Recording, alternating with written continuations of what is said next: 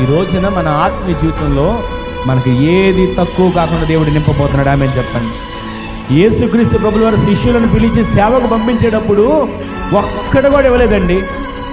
ఈ రోజున దేవుని సన్నిధిలోకి వస్తున్న మనం, వచ్చి వెళ్ళిపోతున్న మనం ఏది తక్కువ కాని వారిగా నింపబడుదుము గాక.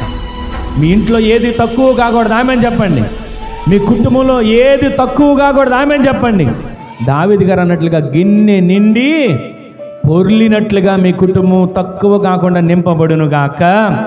వాళ్ళకి చెప్పులు కూడా లేవు. ఆ రోజుల్లో సేవ చూసారా? చెప్పులు కూడా లేని సేవ. చెప్పులు కూడా లేకోకుండా, సంచి లేకోకుండా వాళ్ళు వెళ్ళారు. కానీ ఎక్కడ వాళ్ళు సిగ్గుపరచబడలా. బ్యాగ్ కూడా లేదండి అన్న మాట వినపడలా. అయ్యా నా యేసయ్య నాకు కొంచెం చెప్పులు ఇవ్వవా, ఇదిగో బ్యాగ్ చిరిపోయింది, కొంచెం కొత్త బ్యాగ్ ఇవ్వవా, లేదా ఇదిగో నా చెప్పులు తెగిపోయినాయి, కొత్త చెప్పులు కుడుచుకోవడానికి ఏదన్నా పైకం ఏర్పరచలేదు, కొత్త చెప్పులు కొనివ్వవా, లేకపోతే ఇదిగో మేము వెళ్ళడానికి దారి ఖర్చులు ఇవ్వవా, ఏది అడగల. ఆయన పంపించాడు, ప్రార్థన చేసి వాళ్ళు వెళ్ళిపోయారు.